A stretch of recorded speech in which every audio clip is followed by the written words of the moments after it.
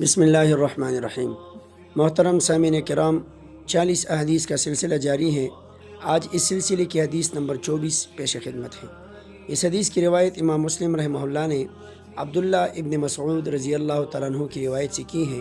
نبی کریم صلی اللہ علیہ وسلم نے فرمایا، ان اشد الناس عذابا یوم القیامت المصورون، کہ بے شک قیامت کے دن لوگوں میں سے سخت عذاب والے تصویر بنانے والے ہوں گے۔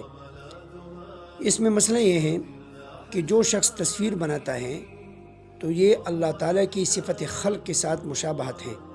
اس لیے ایک حدیث میں فرمایا کہ قیامت کے دن تصویر بنانے والے لوگوں سے کہا جائے گا کہ اس تصویر میں جان ڈالو تو تب ہی آپ جنت جا سکو گے، اور جان تو وہ ڈال نہیں سکے گا۔